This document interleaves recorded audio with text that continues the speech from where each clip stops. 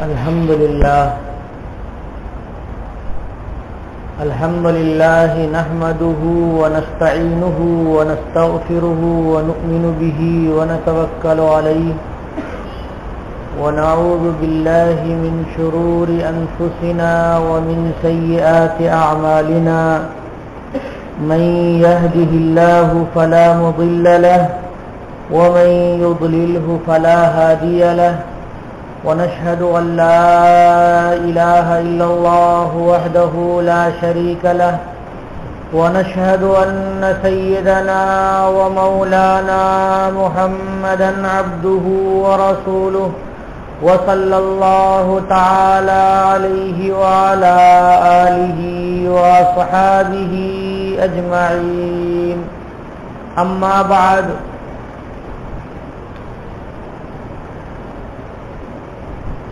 فقد قالت عائشة رضي الله تعالى عنها كان رسول الله صلى الله عليه وسلم يتهجد في العشر الأواخر ما لا يتهجد في غيره.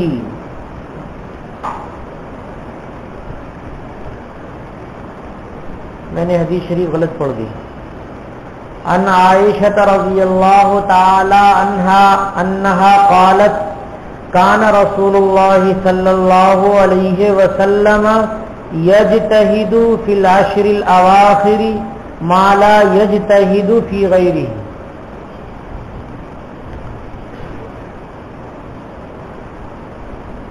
برادران اسلام، نوجوانان عزیز، ہم اللہ کے بندے ہیں، اللہ تعالی کے غلام ہیں، اللہ تعالی مالک الملوک ہیں، اللہ تعالی معبود ہیں، اور ہم اللہ تعالی کے عابد ہیں، اللہ کے پوجنے والے، عبادت کرنے والے ہیں، اور رب العالمین عبادت کو قبول کرنے والے اور عبادت کے لائق ہیں. بندہ اللہ تبارک و تعالیٰ کا قرب اختیار کرنا چاہتا ہے تو ایسے کام کرنے ہوں گے بندوں کو جن کاموں سے رب العالمین خوش ہوتے ہیں. اس کو ایسے سمجھنا چاہیے کہ دنیا کا بادشاہ ہے یا کوئی رئیس ہے اور اس کے پاس کام کرنے والے، اس کی کمپنی میں کام کرنے والے، اس کے گھر بار میں کام کرنے والے، دربار میں کام کرنے والے بہت سے ہیں. تو نوکر کئی قسم کے ہوتے ہیں. بہت سے نوکر ایسے ہوتے ہیں، ملازم ایسے ہوتے ہیں جو نوکری کا جو وقت ہے اتنے وقت تک نوکری کر کے وہ چلے جاتے ہیں. جو ان کی ڈیوٹی ہے ان ڈیوٹیوں کو وہ ادا کر کے چلے جاتے ہیں اور وہ تنخواہ لے لیتے ہیں. ملازمین کی دوسری قسم ہے کہ وہ اپنی ڈیوٹی پوری کر لیتے ہیں اور پوری کر لینے کے بعد اپنے مالک اور اپنے آنر، یا یوں کہیے کہ اگر کوئی رئیس ہے تو بندہ وہ خادم اس کے قریب ہوتا ہے اور اس کے اور نجی کام بھی کر دیتا ہے. گھر کے کام بھی کر کے لا کے دے دیتا ہے، کپڑے دھل دیتا ہے، پریس کر دیتا ہے، اور اس کے ناخن کاٹ دیتا ہے، اس کے پیر دبا دیتا ہے. غرض یہ کہ اس کے جو چھوٹے چھوٹے جو اپنے ضروری کام ہیں بازار کے اور مارکیٹ کے وہ سارے کام کر کے لا کے دیتا ہے. تو اب بتائیے کہ ملازم دونوں ہیں. ایک ملازم وہ بھی ہے جو اپنی ڈیوٹی کر کے چلا گیا، اور ایک ملازم وہ بھی ہے جس نے اپنی ڈیوٹی کی اور ڈیوٹی کے ساتھ ساتھ وہ اپنے آنر کا کچھ اور بھی کام کر دیتا ہے، اپنے مالک کا کچھ اور بھی کام کر دیتا ہے. اور تو ظاہر سی بات ہے کہ جو خاص طور سے کچھ اور بڑھا کر کے کام کرتا ہے، قرب اختیار کرتا ہے، تو اس کی وقت اور اس کا مقام مالک کے اندر زیادہ ہوتا ہے، مالک کے دل کے اندر زیادہ ہوتا ہے، وہ زیادہ مانتا ہے اس کو. یہی ہوتا ہے کہ سارے لوگوں کو تو تنخواہ متعین ہے دے دیتا ہے، اور جب اس کی باری آتی ہے تو اس کی جو لمٹ ہے تنخواہ کی وہ تنخواہ بھی دیتا ہے، اور اس کے ساتھ ساتھ کچھ بڑھا کر کے بھی دے دیتا ہے کہ بھائی یہ کام میرا کر دیتا ہے اور میرے قریب رہتا ہے، میری مجبوریوں میں یہ کام آتا ہے، یا یہ کہ جو میرے کام ہیں اور میری راحت کے اسباب ہیں وہ اختیار کر دیتا ہے، پیر ویر دبا دیتا ہے، سر دبا دیتا ہے، تو اس لیے اس کو تھوڑا بڑھا کر کے دیں گے. اور جب کبھی مصیبت اور پریشانی آتی ہے تو وہ جو عام ملازمین ہیں ان کو پریشانی آتی ہے تو آنر کو تکلیف کم ہوتی ہے اور وہ عام طریقے سے مدد کرنے کا ایک فنڈ رکھتا ہے، اس حساب سے اس کی مدد کر دیتا ہے. لیکن جو یہ خاص خادم اور خاص ملازم جب بیمار ہوتا ہے تو وہ بے چین سا ہو جاتا ہے، ایسا لگتا رہتا ہے کہ جیسے کہ وہ اپنے گھر کے کسی آدمی کے بیمار ہونے کی وجہ سے پریشان ہے، ویسا آنر پریشان ہوتا ہے. تو یہ تو ایک مثال ہے دنیا کی. رب العالمین احکم الحاکمین اور ہم سب کے معبود اللہ رب العالمین ہیں، ہم سب اللہ رب العالمین کی عبادت کرنے والے ہیں. تو ہمارے میں بھی دو قسم کے لوگ ہیں. ایک تو وہ ہیں جو فرض نماز کے 5 اوقات اللہ تعالیٰ نے متعین کر کے دے دیے ہیں کہ ان الصلاۃ کانت علی المؤمنین کتابا موقوتا، کہ مومنین کے اوپر وقت وقت کے لحاظ سے نماز فرض کر دی گئی ہے، لکھ دی گئی ہے. تو مومنین آتے ہیں اور 5 وقت کی نماز کو ادا کرتے ہیں. فجر کی نماز 2 رکعت اور سنت اس کے ساتھ 2 رکعت. اسی طرح سے ظہر کے وقت میں آئے اور ادا کر کے فرض اور سنت مؤکدہ ادا کیا چلے گئے. عصر کے وقت میں بھی آئے، فرض ادا کیا چلے گئے. مغرب میں فرض ادا کیا، 2 سنت ادا کر کے چلے گئے. اور عشاء میں بھی فرض اور وتر اور سنت ادا کر کے چلے گئے. تو ایک تو یہ اس طرح کے بندے ہیں، اور کچھ اللہ کے بندے ایسے ہیں جو نوافل کا بھی اہتمام کرتے ہیں. وہ فجر کی نماز سے پہلے جگ جاتے ہیں اور اللہ تبارک و تعالیٰ کے لیے وہ چند سجدے کر لیتے ہیں، اللہ رب العالمین سے چند باتیں کر لیتے ہیں، قرآن پاک کی تلاوت کر لیتے ہیں، تسبیحات پڑھ لیتے ہیں اور ذکر و اذکار وہ کچھ کر لیتے ہیں. پھر جب فجر کی نماز پڑھنے کے لیے آتے ہیں تو نماز پڑھنے کے بعد، سنتوں کے بعد فرض نماز ادا کرنے کے بعد اپنی جگہ پر بیٹھے ہوئے رہتے ہیں. کب تک؟ طلوع آفتاب تک بیٹھے ہوئے ہوتے ہیں اور وہ ذکر و اذکار میں ہوتے ہیں، درود شریف میں ہوتے ہیں، تلاوت اور مناجات میں ہوتے ہیں. پھر اشراق کی نماز پڑھ کے اور اس کے بعد آپ ناشتے واشتے کرتے ہیں. کوئی اس کے بعد جب سورج بہت زیادہ طلوع ہو جاتا ہے، گرم ہو جاتا ہے، تو چاشت کی بھی نماز 2 رکعت وہ پڑھ لیتے ہیں اور اس کے بعد پھر اپنے کام میں لگتے ہیں. ظہر کی نماز کے لیے بھی اذان ہونے کے بعد بڑے اہتمام سے اچھی طرح وضو کرتے ہیں اور آ کر کے اطمینان سے ظہر کی سنتوں کے ساتھ، فرض کے ساتھ، بعد کی سنت کے ساتھ 2 رکعت نفل بھی پڑھ لیتے ہیں.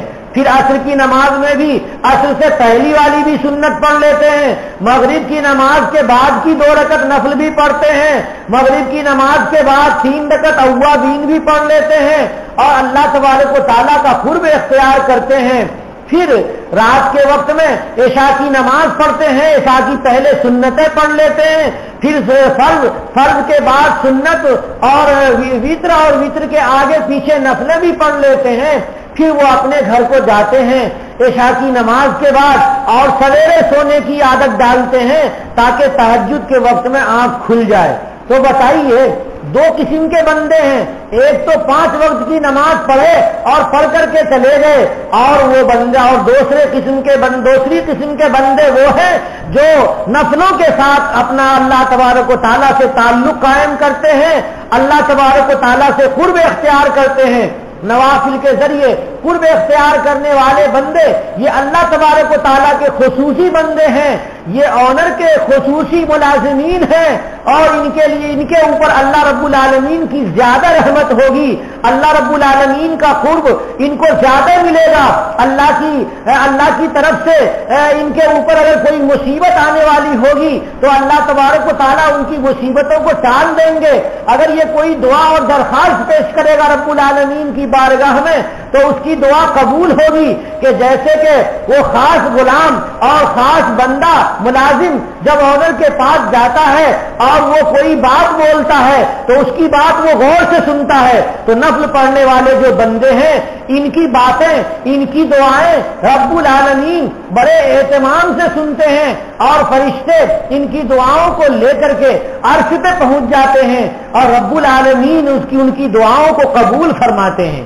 تو ہم بندے ہیں اور اللہ تبارک و تعالیٰ ہمارے معبود ہیں، تو ہمیں کس طرح کا بندہ بننا چاہیے؟ عام پبلک عام بندہ بننا چاہیے یا خاص بندہ بننا چاہیے؟ بتائیے سب لوگ، کیا بننا چاہیے؟ خاص بننے کا ہر ایک کا جذبہ ہوتا ہے، لیکن خاص بننے کے لیے خاص کام کرنا پڑتا ہے۔ جناب محمد رسول اللہ صلی اللہ علیہ وسلم اللہ تبارک و تعالیٰ سے دن میں 70 دفعہ استغفار کرتے تھے، بلکہ اس کے زیادہ اللہ رب العالمین سے استغفار کرتے تھے، جبکہ اللہ کے نبی صلی اللہ علیہ وسلم کے لیے کوئی گناہ نہیں، اللہ کے نبی صلی اللہ علیہ وسلم کے کھاتے میں اور ان کے نام اعمال میں کسی طرح کی کوئی معصیت نہیں اور کوئی ایسی چیز نہیں جس سے اللہ رب العالمین ناراض ہو جائے، پھر بھی اللہ تبارک و تعالیٰ کا قرب اختیار کرنے کے لیے سرکار دو عالم صلی اللہ علیہ وسلم تہجد کی نماز ادا کرتے ہیں، اور تہجد کی نماز اس محنت سے اور اس اہتمام سے ادا کرتے ہیں کہ سرکار دو عالم صلی اللہ علیہ وسلم کے قدم مبارک میں ورم آ جاتا ہے۔ آخر بتائیے کہ جب ہم لوگ بسوں کا سفر کرتے ہیں تو سیٹ پہ بیٹھے بیٹھے جب 8 گھنٹے کا سفر 10 گھنٹے کا سفر ہوتا ہے تب ہمارے پیر میں ورم آتا ہے، اس سے پہلے ورم نہیں آتا ہے۔ آدھے گھنٹے کا سفر ہو اور 15 منٹ کا سفر ہو تو پیروں پہ ورم نہیں آ سکتا، نہیں آتا ہے۔ نبی کریم صلی اللہ علیہ وسلم نوافل کے لیے جب کھڑے ہوتے تھے تو دیر تک کھڑے ہوتے تھے، اتنی دیر تک کھڑے رہتے تھے کہ پیروں پہ ورم آ جاتا تھا۔ یہ ہے نبی کریم صلی اللہ علیہ وسلم کا قرب اختیار کرنا اللہ تبارک و تعالیٰ کا۔ حضور اکرم صلی اللہ علیہ وسلم تو اپنے لیے جو کر رہے تھے وہ اصل میں امت کو سکھانے کے لیے کر رہے تھے کہ ہماری گنہگار امت اللہ تبارک و تعالیٰ کا قرب اختیار کرنا چاہے تو انہیں اللہ تعالیٰ کے لیے خصوصی نوافل پڑھنے ہیں، انہیں اللہ تبارک و تعالیٰ کی بارگاہ میں جا کر کے فرض کے علاوہ دوسرے سجدے بھی کرنے ہیں، اور اللہ کے لیے تلاوت بھی کرنی ہے، تسبیح کرنی ہے، اللہ رب العالمین کو کیا ذکر کرنا ہے، اللہ تبارک و تعالیٰ کے لیے اللہ تو ان کے ناموں کی گنتیاں گننی ہیں، اللہ رب العالمین کو خوش کرنے کے لیے بار بار اللہ کو پکارنا ہے۔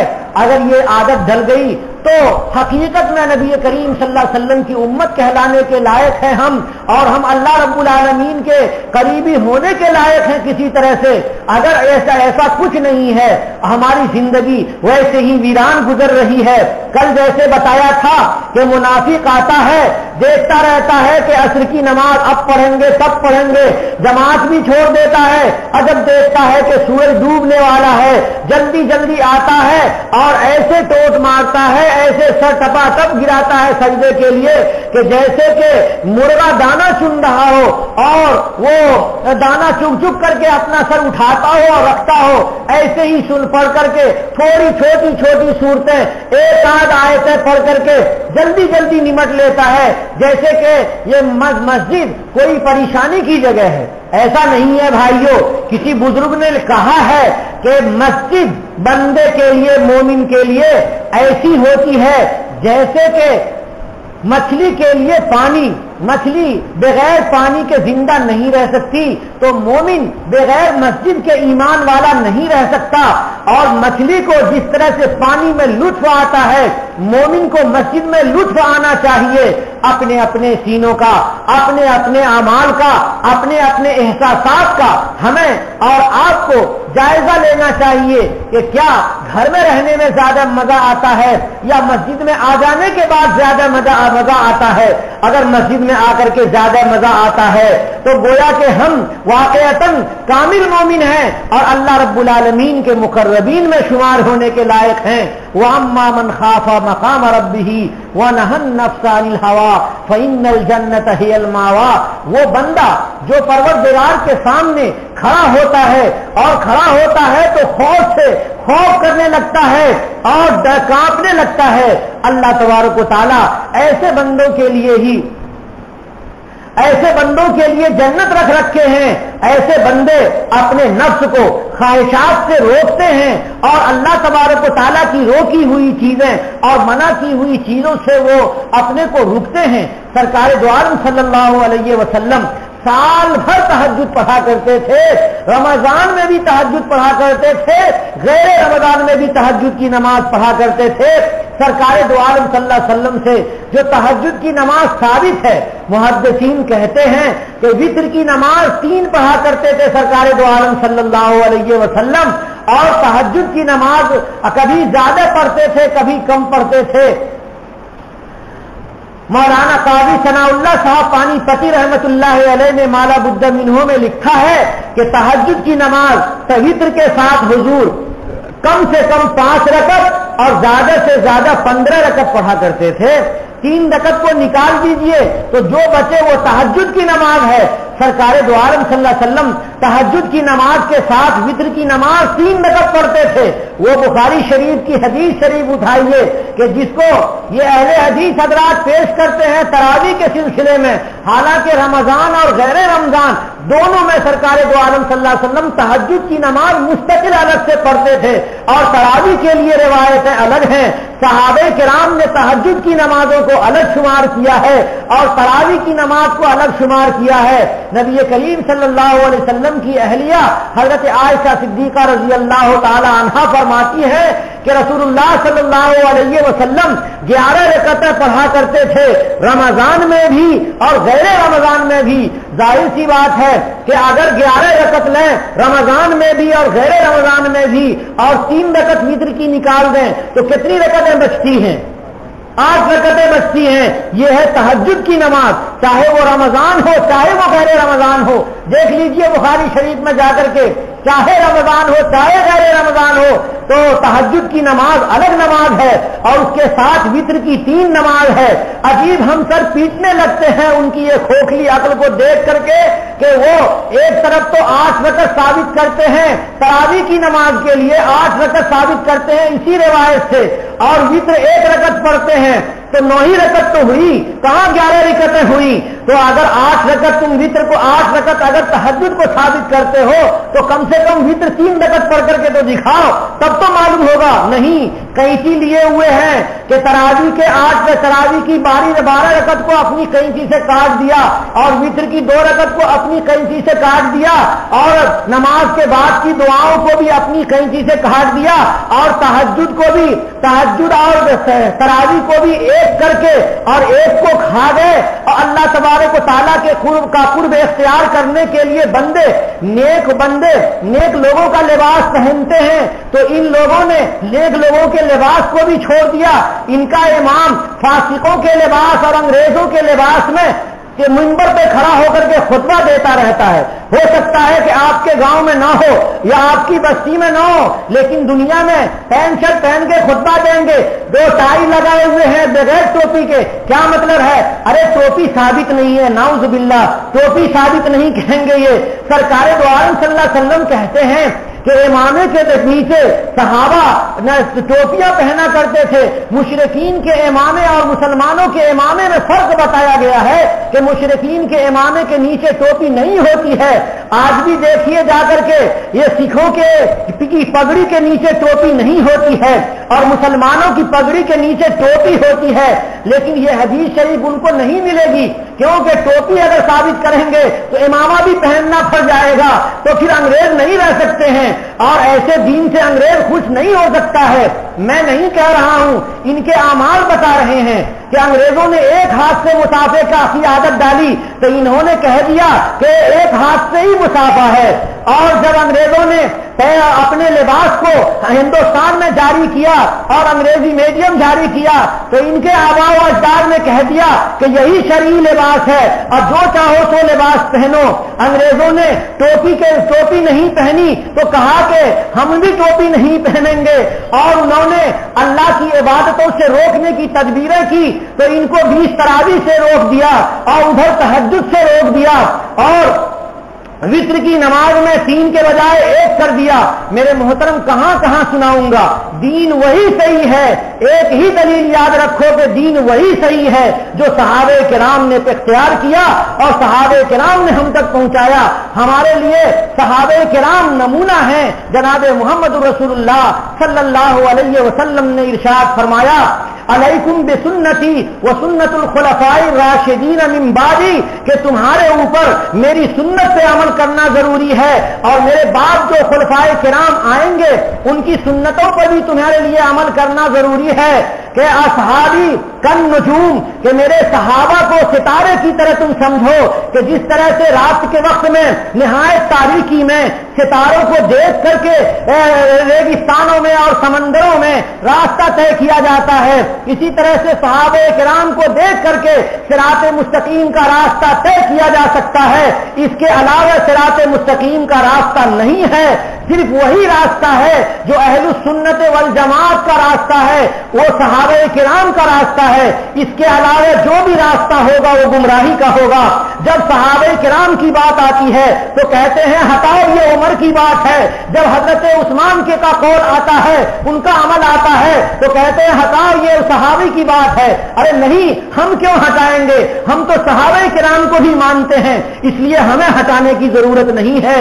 بھائیو، اللہ کا قرب اختیار کرنا چاہتے ہو تو غیر مقلدیت کو چھوڑو، اللہ رب العالمین کا قرب اختیار کرنا چاہتے ہو تو 20 رکعتیں تراویح پڑھ کر کے اپنے 40 درجے اللہ رب العالمین کے یہاں بڑھاؤ۔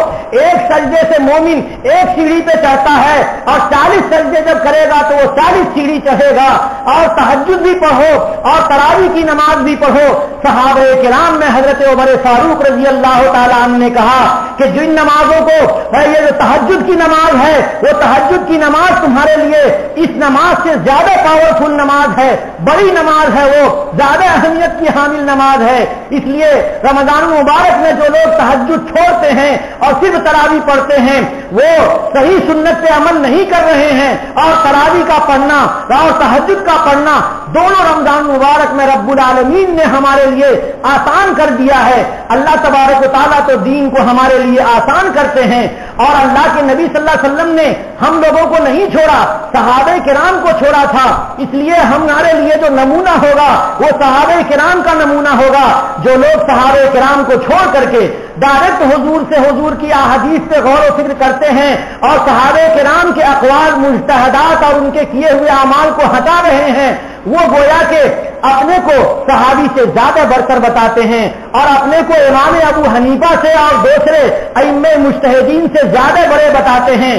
ایک مرتبہ ایک صاحب میرے سامنے تشریف لائے تو انہوں نے کہا آپ کس امام کو مانتے ہیں؟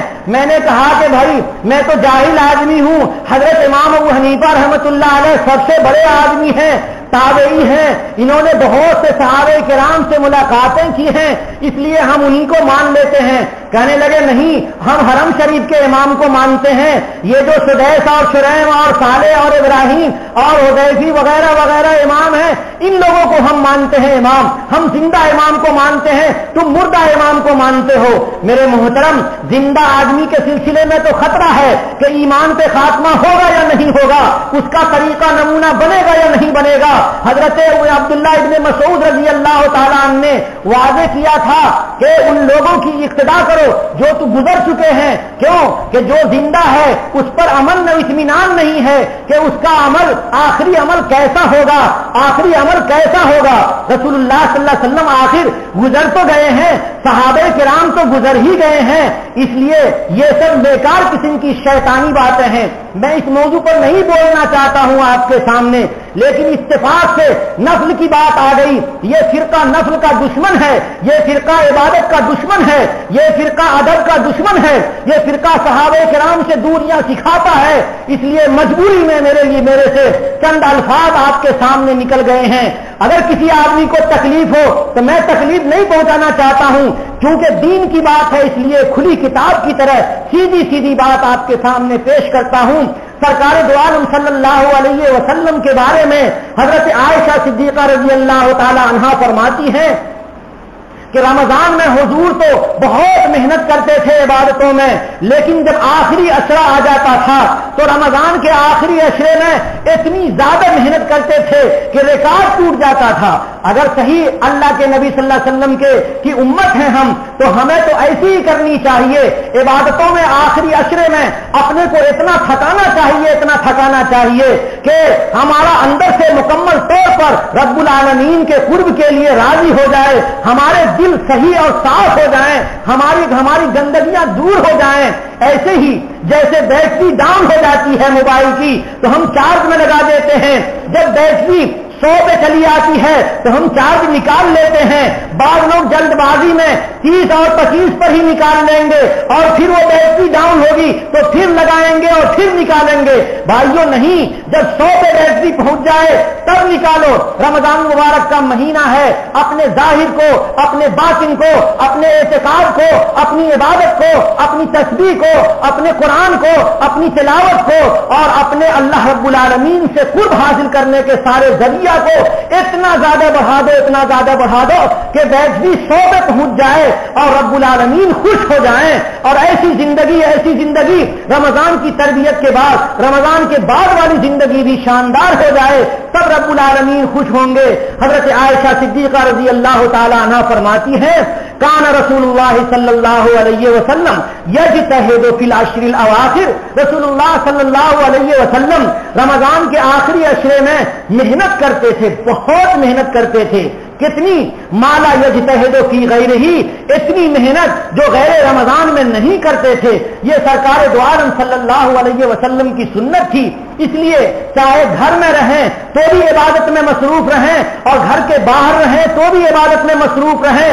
تہجد پڑھنے والے تہجد میں, تلاوت کرنے والے تلاوت میں, تسبیح پڑھنے والے تسبیح میں, کم سے کم خاموش رہ کر کے رب العالمین کا تصور کیے بیٹھے رہنا بھی عبادت ہے. وہ حضرات جو اعتکاف میں ہیں یہ بڑے خوش نصیب ہیں, انہوں نے طے کر لیا ہے کہ اے رب مجھے معاف کر دے. جب تک رب العالمین معاف نہیں کر دیں گے یہ لوگ رب کا در نہیں چھوڑیں گے. وآخر دعوانا ان الحمد للہ رب العالمین.